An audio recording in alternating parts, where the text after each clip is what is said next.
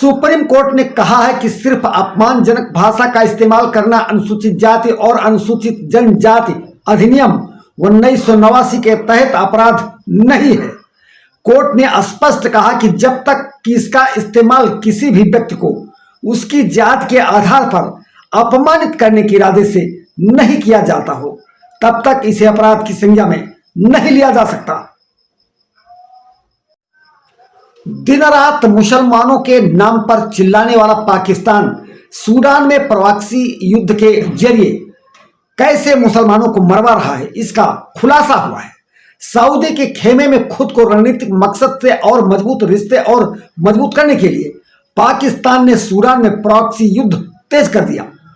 Sudan में Abdel Fattah अल बुरहान के नेतृत्व वाली सरकार और मोहम्मद हमदान हेमती की कमान वाली रैपिड सपोर्ट को फोर्सेस के बीच कई महीनों से जंग जारी है, जिसमें हजारों लोग मारे जा रहे हैं।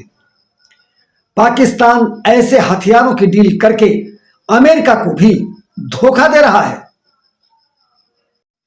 इजराइल के प्रधानमंत्री बेंजामिन नेतन्याहू ने ईरान को खतरनाक चेतावनी दी है। उन्होंने कहा है कि अगर ईरान इजराइल पर हमला करता है तो उसे अभूतपूर्व हमले का सामना करना पड़ेगा।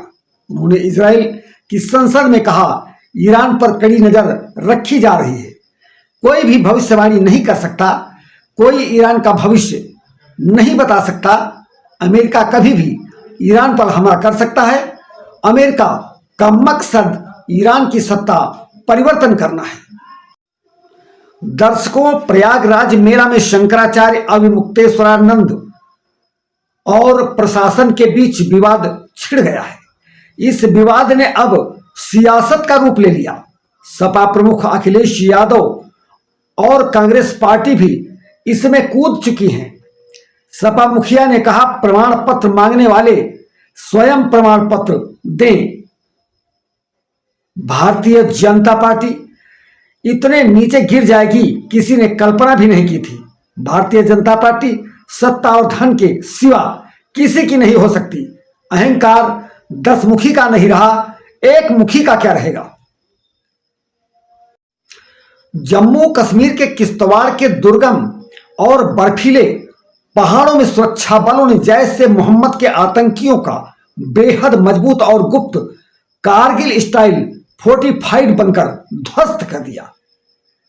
इस 12,000 फीट की ऊंचाई पर बने जैश के ठिकाने में पाकिस्तानी मूल के सैफुल्लाह कमांडर और उसके सहयोगी आदिल महीनों तक रहते थे। यह बंकर बड़े पत्थरों से बना मजबूत दीवारों वाला मिनी किले जैसा था। 4 संदिग्धों को हिरासत में लिया गया है, जिनसे पूछताछ हो रही है। बंकर में मैगी, बासमती चावल और खाने के भी अनेक सामान उपलब्ध हुए हैं। भारत यूएई के डील से तिलमिलाया पाकिस्तान, इस्लामिक नाटो के लिए छटपटाहट। भारत में मध्य पूर्व के सबसे अमीर देशों में शुमार यूएई के प्रिंस दौरा करने आए तो पाकिस्तान को लग गई मिर्ची। 3.5 घंटे की यात्रा से भारत यूएई के रिश्तों में वह ऊंचाई आई जिसकी शहबाज शरीफ ने कल्पना भी नहीं की। यूएई के राष्ट्रपति शेख मोहम्मद बिन जायद अल नाहयान की यात्रा भले ही छोटी रही हो, किंतु इसका नतीजा पाकिस्तान की कल्पना से बहुत बड़ा है। भारत और यूएई के लगभग 16 लाख करोड़ के टारगेट को देखकर दुनिया चौंक उठी। 2 घंटे 5 समझौते, 7 ऐलान,